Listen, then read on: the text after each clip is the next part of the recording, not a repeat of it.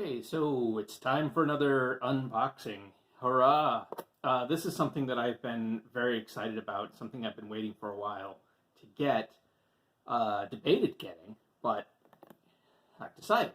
A well-timed gift card definitely helped the situation out quite a bit. So, without further ado, let's get into it. Don't cut towards your body, that's a bad idea. Tonight I am enjoying a Cuba Libre made with rum from 8 Shires Colonial Distillery.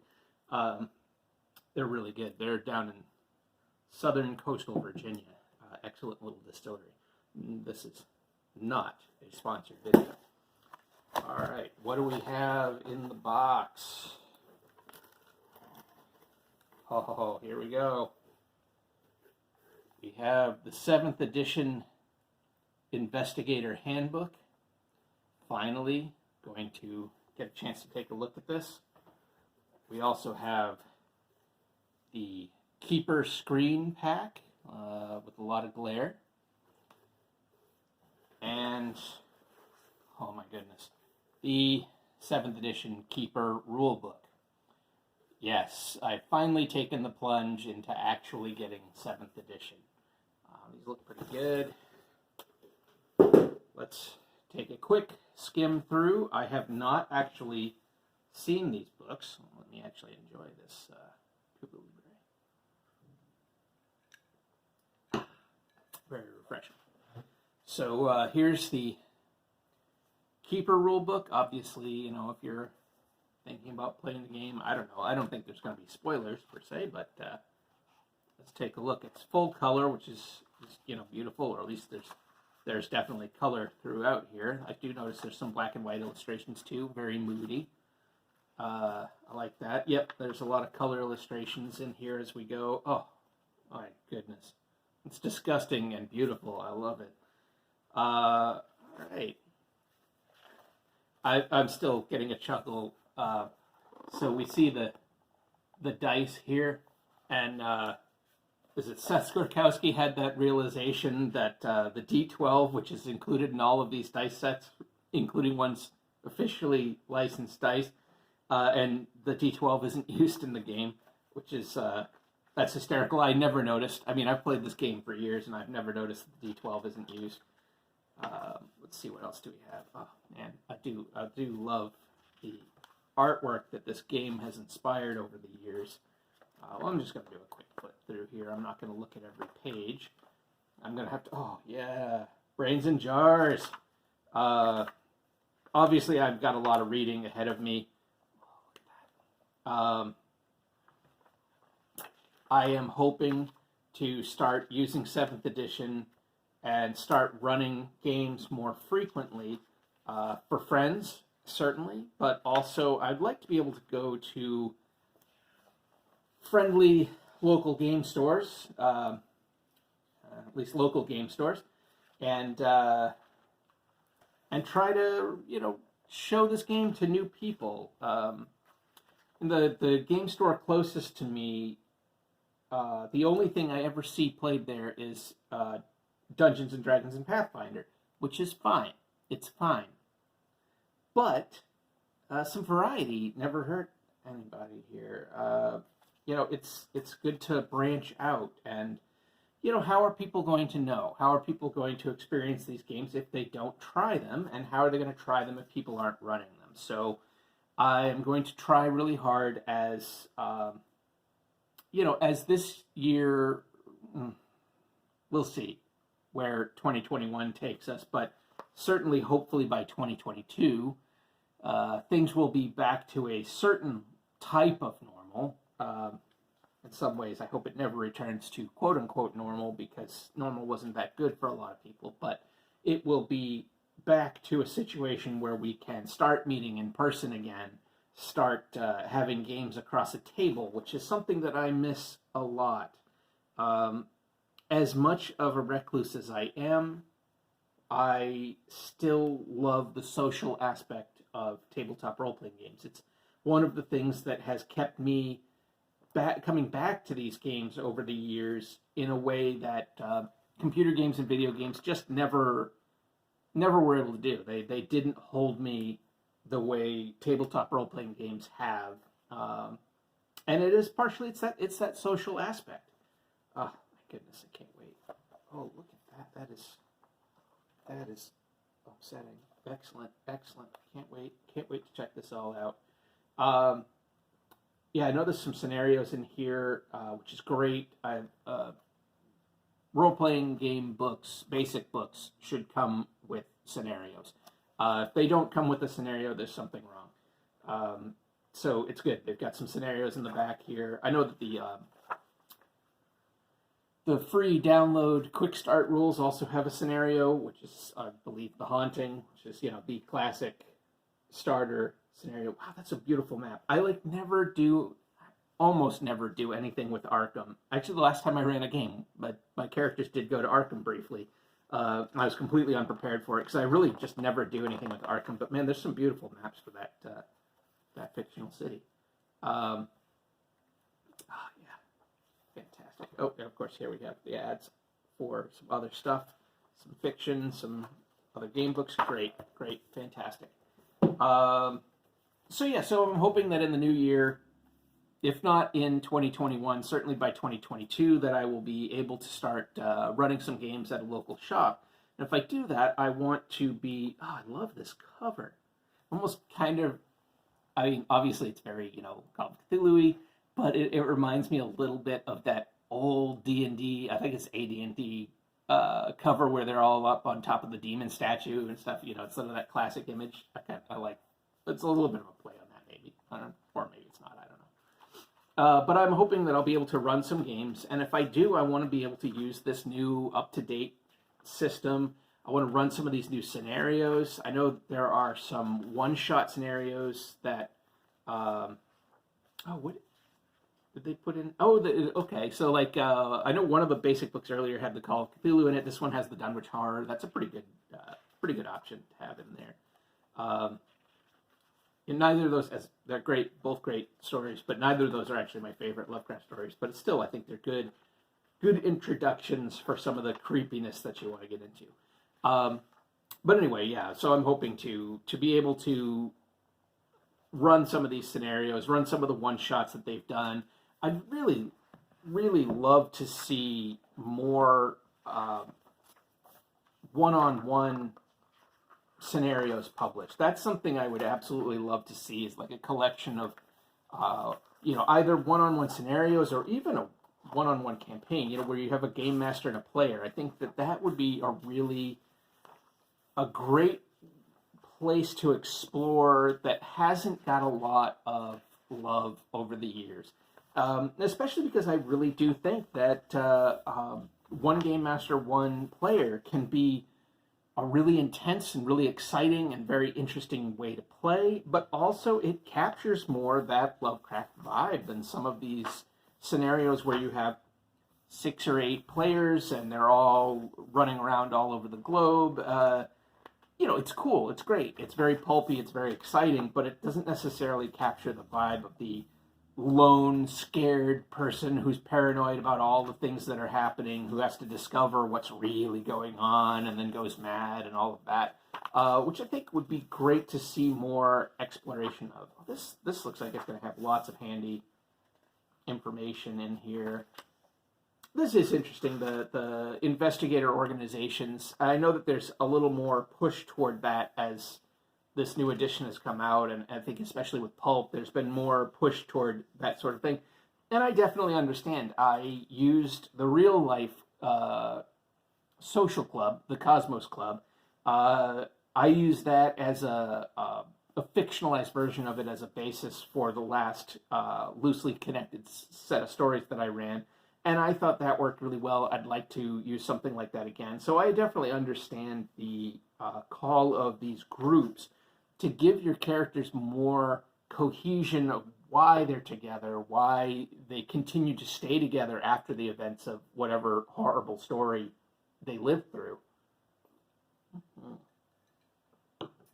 So that's something I want to look more into. And I think... Again, I think we'll go back to, I believe, Skorkowski talking about this. having, I think he was talking about this, having the players kind of put together their own group so they feel like they have more investment in it. If they design the social group that they're in, then they have more buy-in to that group. It's also a great way to continue to bring in new characters, to retire characters who've maybe gone a little bit over the edge. Yeah. So this is great. Oh yeah, clipping service is great. So much good information I can already see in here. That's fantastic. Good illustrations. Yes. Yeah, flappers. The 20s. I know, some people don't connect, I guess, with the 20s, but I really dig the era. I don't want to live in it. I'm glad I don't live in it. It was a horrible time. Difference between rich and poor, and the racism and all kinds of stuff. It was not a good time, but it's, I think, a dramatic and exciting time with a lot of potential for stories, a lot of tensions, a lot of drama. I think that post World War I, you have all of the mental and emotional and obviously physical damage that was done by that war. It left its mark, and that mark continued on into the 20s and on beyond that. Really shaped the rest of the century. So I think that it's just a fascinating time. And it's the dawn of the modern era. I mean, I know that the modern era was dawning a little before that, but it's the dawn of the things that we think of world transportation, of radio, of all this sort of thing. A lot of political movements, if they didn't necessarily get their start there, they certainly were catalyzed, or they moved to another level.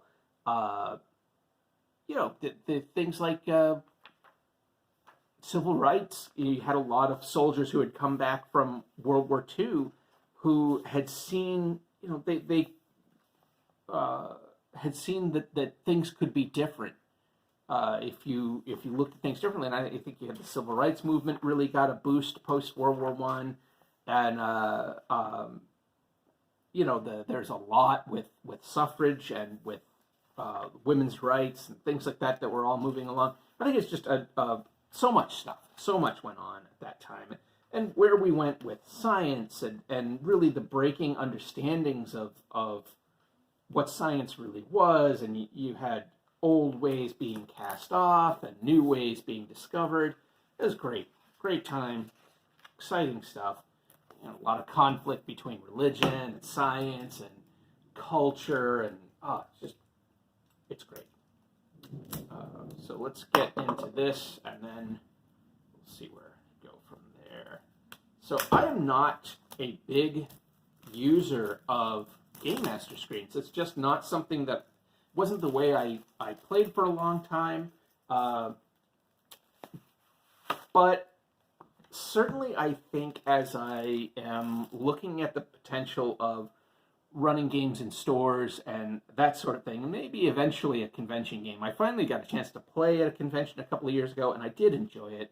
So maybe one day I'll try to actually run a game at a convention. And as I do that, I think that maybe the Game Master screen has more of a place in my game than it has up to this point. When I'm gaming with friends, I'm not trying to hide anything. I'm not trying to separate myself from anybody. And this table that we sit at is not infinitely large. It's got enough space for 4-6 people, but not necessarily 4-6 people plus my screen taking up a big chunk of the table. So I haven't to date. But that could change. That could change soon. We'll see. So here we have, this looks like a couple of scenarios. Nice. Mist Dews and Blackwater Creek. I think I've watched a review of Mist Dews. Yeah, this looks familiar. So I'll have to read through these. I've never played them, certainly, so I'm not super familiar with them, but it's got the usual handy stuff, the photocopiable character sheets, a bunch of pre-generated characters, which are always nice to have. Great stuff. We got some maps. We've got all kinds of stuff. That's good. Good. Keeper's Reference. Now, this is something I'm going to definitely have to draw on because I do not have a very good memory, and it will be handy to have all of this stuff close to hand while I'm actually running the game. Manias, Phobias, Poisons, great. Mythos Tomes, okay, handy, sure. I don't usually put a lot of Mythos Tomes in my PC's hands, but, it could happen. Weapon Table with damage is good. That's, handy to find out. I will say is that maybe it's a cheat. I don't know, but I tend to use what I think they call with D&D. I think they use the minions rules or something. When I run Call of Cthulhu, generally speaking, certainly cultists, who are the people that are most likely to be the antagonist in a given scenario, they're one shot, one kill. It doesn't matter. You shoot a person, they're gonna be dead. I don't usually record a lot of hit points with that, so when I do run a combat in Call of Cthulhu, and it's normally my PCs versus a cultist or two, if they hit, I'll still have them roll the damage, but that cultist is dead. Unless it's some kind of big villain that I want to have come back or something, that cultist is dead. Okay, so we have a map. Well, this would be probably nice to get framed up or something. Or laminated, maybe. I don't know. We'll see. Okay. It's the map of Arkham from in the back of the book. Okay. Yes, I would love to get these. I would love to get these laminated, at the very least. Miskatonic County. Nice. Okay. Newburyport. Salem. As cheesy as it can be, Salem is such a fun little town. It really is. You have the silliness of a lot of the witch museums and that sort of thing, but the town itself is genuinely nice and cute and has good food. It's a nice little town. If you're ever going to be near Boston, I would recommend staying in Salem, and you can take the train right into Boston, and you're not staying in Boston, so it's a plus. Some really fancy character sheets that feel a little too nice for me right now. Some more maps. Southern Vermont. Okay, cool. I wonder if those are specific to scenarios. I'll take a look and find out. And here we have the actual screen with a nice piece of artwork on there. That's very moody. That'd be nice to have up for players to take a look at. And I guess the expected sort of information and charts on the back that a game master is going to need, or keeper is going to need. Good. Well, so I've finally done it. I have upgraded to the 7th edition. We'll see how it goes. This is, I think, the 7th edition seems to be the largest change, the most different that the game has been from one edition to another. So it'll be getting used to some new things. Overall, it still seems pretty easy. This is a game mechanic that's always been, I think, very intuitive, very, very good game. And so I'm looking forward to what the future brings for being able to run this game and run some of the new scenarios and campaigns. Very much looking forward to hopefully running a pulp campaign for some friends later on this year. I'll keep posted on that. But until next time, check out the stuff below. There's the usual, links to this and that. I'm an independent author, and I could definitely use your help there. Read my stuff, see if you like it. If you do, please leave a review and rate it on Goodreads, on Amazon. It helps. It helps a lot. That's the usual stuff. Please comment and like and all of that, because that's the only way that these videos get seen. All right, take care.